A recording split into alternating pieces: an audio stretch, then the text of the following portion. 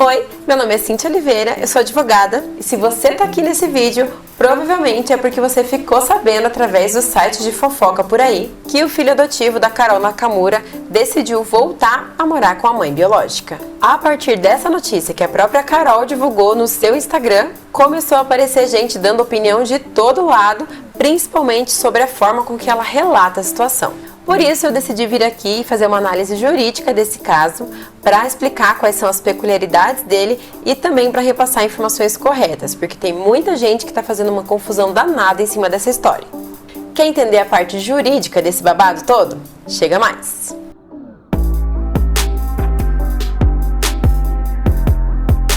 Se você não está muito por dentro da história, eu vou resumir. A Carol Nakamura contou no Instagram dela, através dos stories, que o Wallace, o menino de 12 anos que estava morando com ela e com o esposo dela há 3 anos, decidiu voltar a morar com a mãe biológica.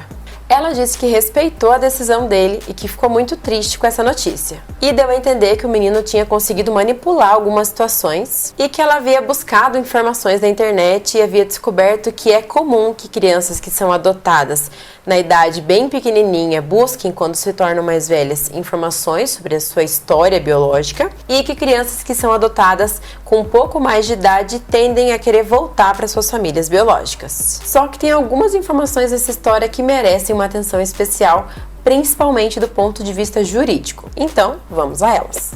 Primeiro ponto, muito embora todos os veículos de comunicação e até mesmo a própria Carol fale lá no seu Instagram que se trata de uma situação de adoção, que ele é um filho adotivo e que ele foi adotado, essa informação não é verdadeira. Isso porque ela não tem um documento judicial que concedeu a adoção dele para ela e não sei nem se ela chegou a pedir a adoção dele, para falar a verdade.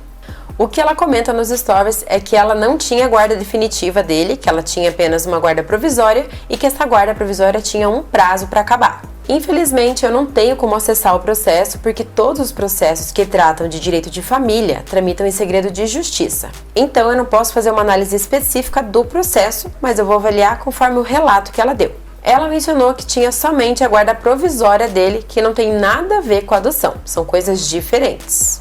Portanto, ele não é e nunca foi filho adotivo da Carol Nakamura. Tá passada? Nossa, será que esse meme já é velho? Ai, que bloqueira desatualizada.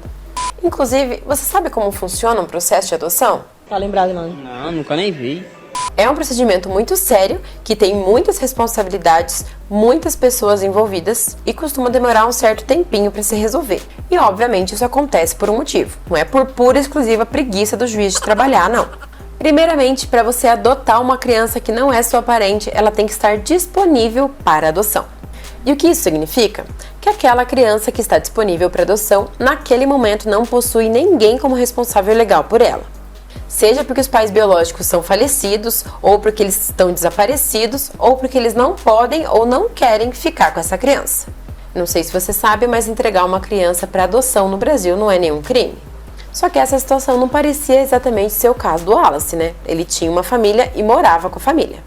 Então, nesses casos que a criança não possui familiares disponíveis, ela vai para um abrigo e a partir desse momento ela passa a estar disponível para ser adotada. Então, amados, não tem isso de você chegar lá, pega uma criança qualquer que está morando com a família, leva para sua casa e fala, pronto, adotei. Isso não existe.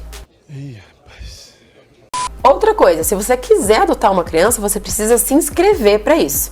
Existe um cadastro nacional de adoção e também existe uma lista de espera nas cidades para as pessoas que são interessadas em adotar.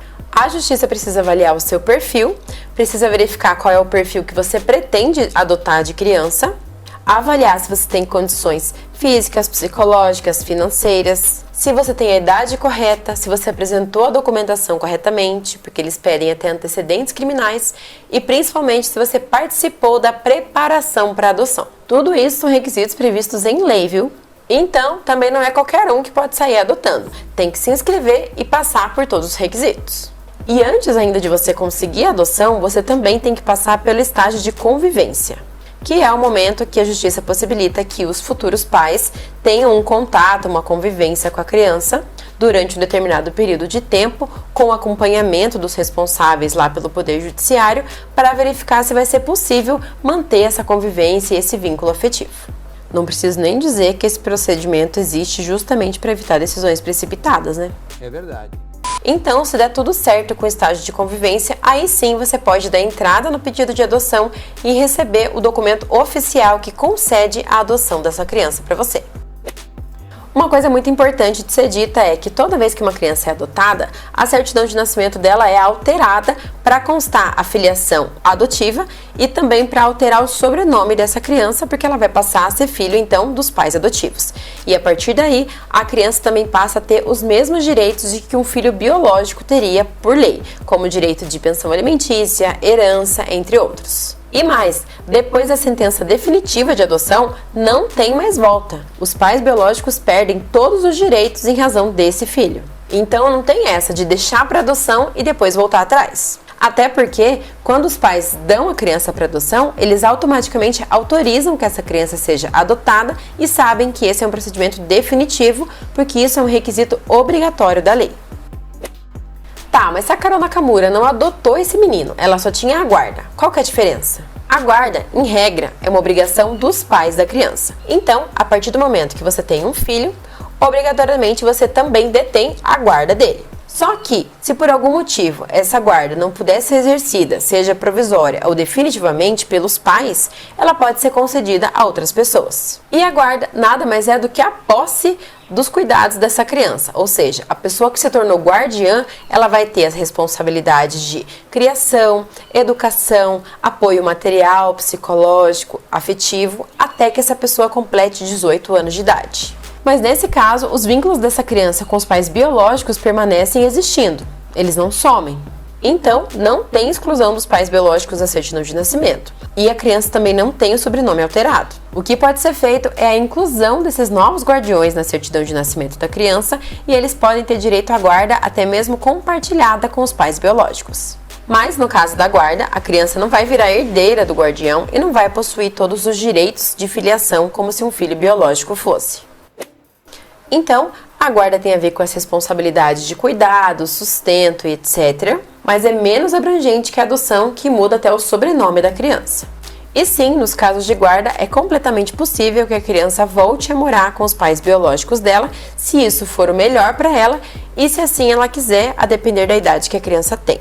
Nesse caso, o Wallace ele já tem 12 anos completos e nessa idade, de acordo com o Estatuto da Criança e Adolescente, ela já pode ser ouvida e manifestar a sua vontade. E isso é levado em consideração pela Justiça, porque afinal de contas, uma criança de 12 anos de idade já tem um mínimo de discernimento sobre a própria vida. Deu para entender a diferença? Então, fiquem ligados aí com as notícias que aparecem nas páginas de fofoca, porque tem muita coisa que não é bem assim como parece. Além disso, se você pretende adotar uma criança, saiba que esse é um gesto muito lindo e muito importante. Tem milhares de crianças no nosso país que estão precisando e estão aguardando um lar com muito carinho e muito afeto. Mas é importante lembrar também que a adoção é um ato de muita responsabilidade, que não é brincar de casinha, onde você pode pegar a criança e levar para sua casa para daí ver no que dá. Porque afinal de contas a gente está falando de uma vida, né? Então não é uma decisão que pode ser tomada em cima da hora. O processo de adoção não depende da participação de advogado e não tem custo. Todo o procedimento judicial é gratuito.